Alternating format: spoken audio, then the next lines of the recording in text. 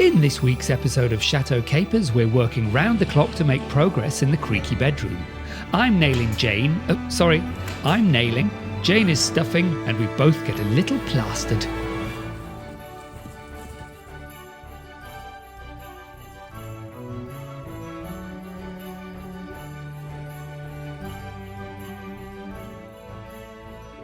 The mercury may have plummeted, but that doesn't stop a spaniel enjoying a walk.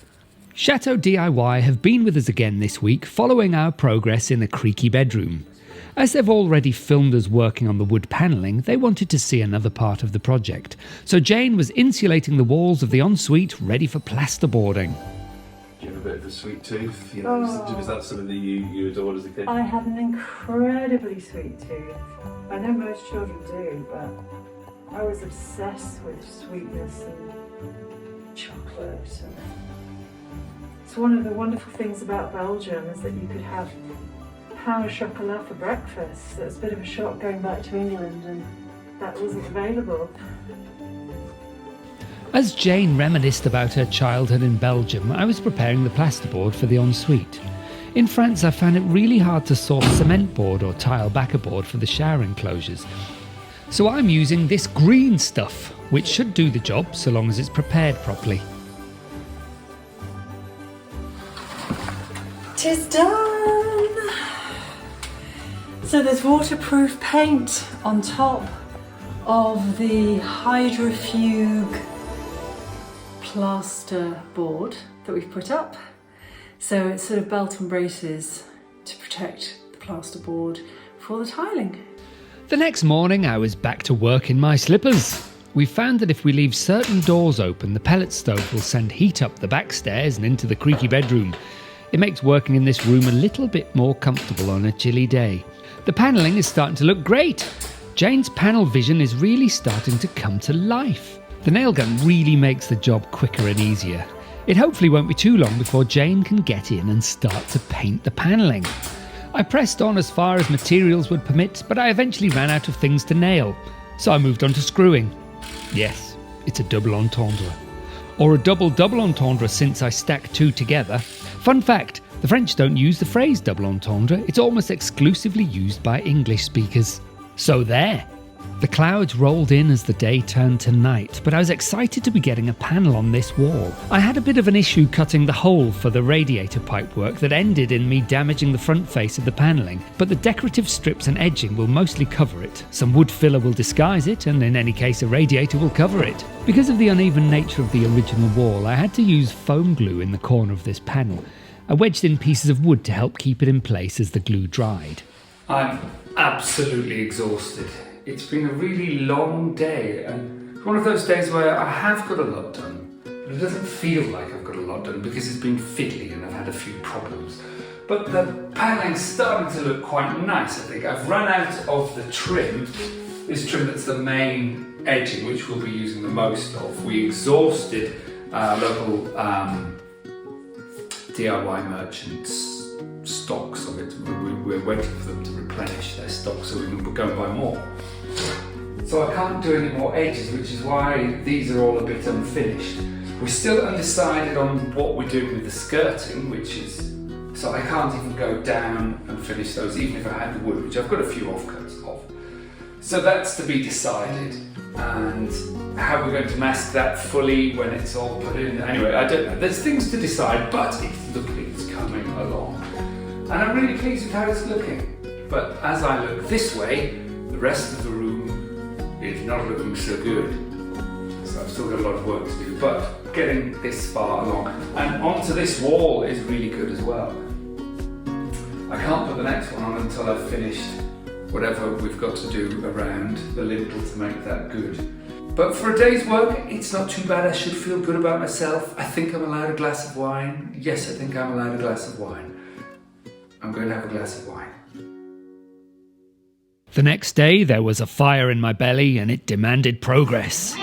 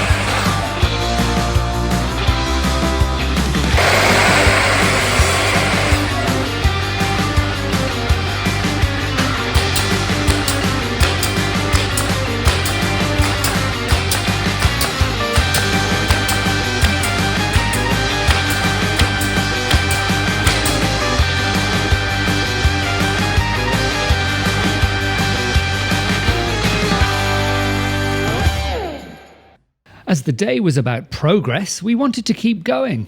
I'd earmarked the next day as a day to plaster this wall, and we decided to start afresh by plasterboarding it for a more even finish. The wall had quite a significant bow to it in places, so I wanted to lay on extra foam glue accordingly to compensate. But I got all excited and made a mess. Ooh, great.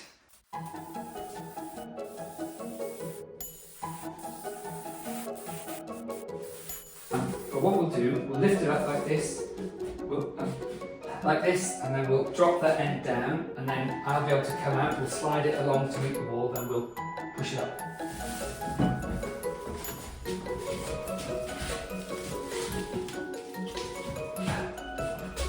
So you can rest it on the wood, that's it.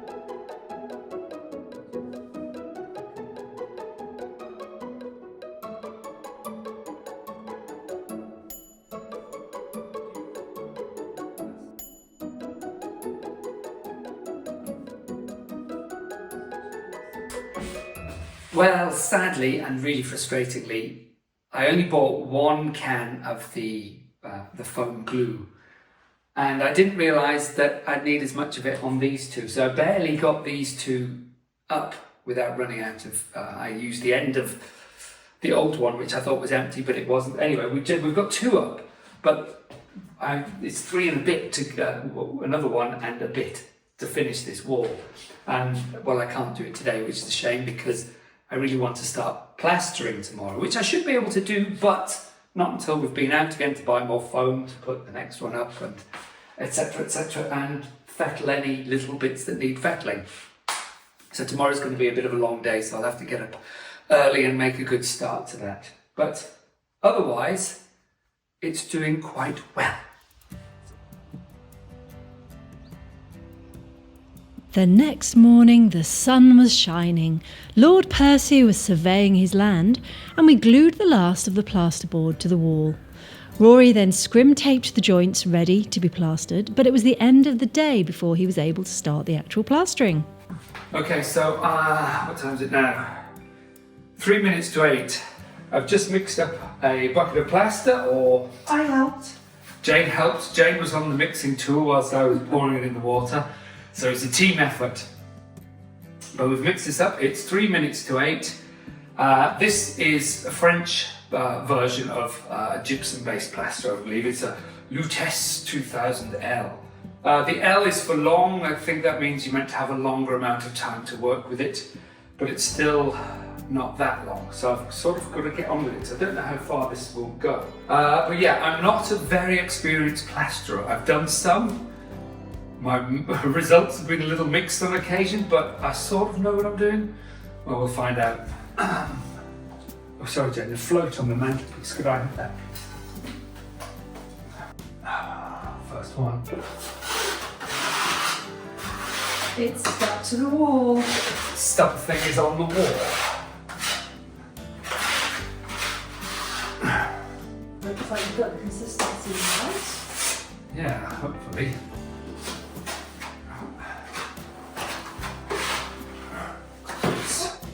First splash. Been dreading this all day, and I've been held up all day, and I had to have my French lesson at 3 o'clock, 3 till 5. So that slowed me down and took the pace out of the day. And Now it's after 8. Time for a mint. I'm quite enjoying it actually. If there are any plasterers watching, I'm quite sure you'll have a thing or two to say about my technique. But it's going on okay at the moment. I am not used to plastering and it's showing. I can barely lift my arm.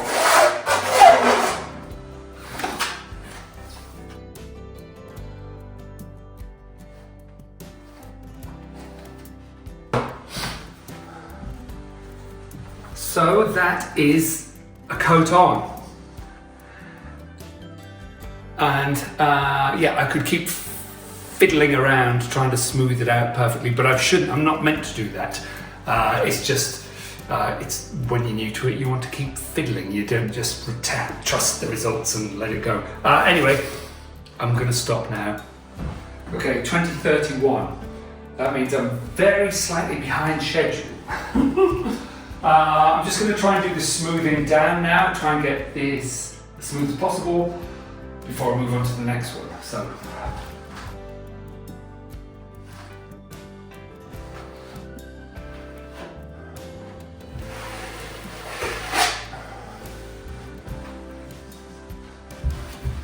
ew. I just stepped in a big dollop of plaster. It's like stepping in a wet dog poo. Slightly less smelly though. Incidentally, I stepped in a dollop of wet dog poo last night in my slippers. Those plastered boots had been up and down the stairs many times, so I had been wiping up the treads and wondering how much would be on the new oak flooring. So I'm getting progressively more and more covered in white plaster, which is fun. And Jane's having a hell of a job because I keep slopping all over the floor, so she's whizzing around trying to clear up the slop. But that's the second coat on, and it's roughly smoothed out. I'm quite pleased with it, to be perfectly honest. Yeah, but I've made too much, so rather than just chuck all this away, where I haven't plastered down here, I might just stick some of this on just because. More practice, I suppose. And the reason I'm not doing down there, in case you haven't guessed, is because it's going to be panelled along there at a wainscot height of about 1 metre or 1.10 meters. But because I've got some left, I'm just going to stick it on the walls and just sort of practice getting smoother and better before I move on to the next stage, because this has got to have a little bit of time to dry out a little bit more.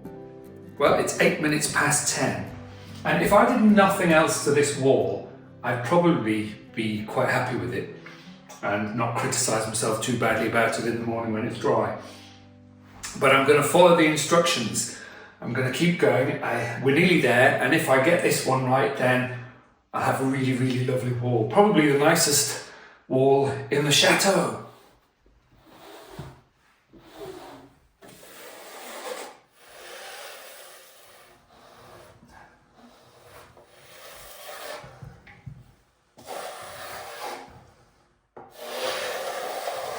And the wall is done, and it is only 22:39. So it's taken me 2 hours 40 minutes. And I'm exhausted. It's a little bit patchy down at the bottom, very slightly, but then I wasn't trying very hard down there because it's going to get covered. But the main part of the wall, I'm really actually pleased with. I mean, if I was paying for the job, then I might question how long the plasterer had been plastering. But it's pretty good actually, I'm really pleased. There's a bit of tidying up to do along the crown moulding where I've slopped onto that, but I don't want to mess around too much up there in case hard bits drop down and start bouncing down my almost perfectly smooth wall. Last year I had 4 lemon trees, 2 big ones and 2 little ones. And they spent the winter in the Jardin d'Hiver, or conservatory, which is a glass house on top of the west wing of the chateau.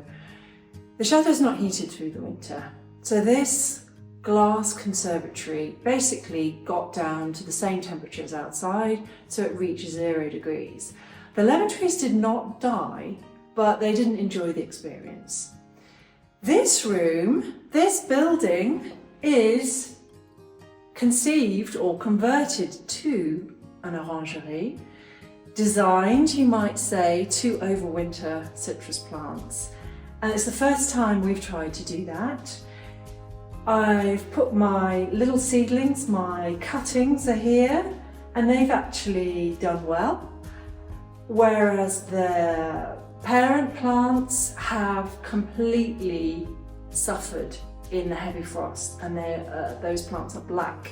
So this building's unheated as well, but because it gets the sun during the day, for most of the day it's south facing, and then it's got this body of stone wrap around to hold the heat in and insulate it. It means that it doesn't freeze in here so far. So these other lemon trees, I acquired these from a supermarket and they were just selling them off cheap. I paid €5.50 for each of these, which is way below market price. And they already had lemons on that were green. They've now turned yellow and we have actually sampled them. And I know this sounds silly, but they taste exactly like lemons. They're full-size lemons. They taste like lemons even on quite a small plant, which to me is still a miracle. So here they are. They were left outside the back of the chateau until about 2 or 3 weeks ago. It had already got quite cold. The leaves had started to go a bit yellow, and I think they just weren't getting enough light as much as anything, because that's north facing. So the poor things, I left them a bit too long before bringing them here where they get much better light. So they are now doing quite well. And I bought some Syracuse lemon trees sometime during the year when I was very dispirited, because these two, which had been in the Jardin d'Hiver, had got infested with mites during the summer, and all the leaves had fallen off. I sprayed them, it didn't seem to do anything, the leaves all fell off. I actually thought I was going to have to put these in the bin, and then I put them outside and they came back to life. So they don't look fantastic, but compared with how they did look, they look great. So I think with a bit more light, I think they're going to be okay. And yep, here's another Syracuse lemon. And the ones at the back here, these are the ones I bought when we first moved in a year and a half ago. And there is a lemon. First year, they didn't flower, let alone make any fruit. This year, they did flower. We've got a lemon, that's brilliant, but compared with the Syracuse one, which I've not had very long and came without any blossom, I've probably got 10 little gorgeous lemons growing on those. Those two, as I said, are recovering, so I'm just happy that they're alive and they've got leaves on. And these two were massive bargains and have done brilliantly. But anyway, it's a real joy to have une orangerie with citrus trees in. And the cuttings from the salvias are doing very well. Some of them think it's time to make more flowers. Thank you so much for watching. Please like and subscribe, tell your friends, and we'll see you next time.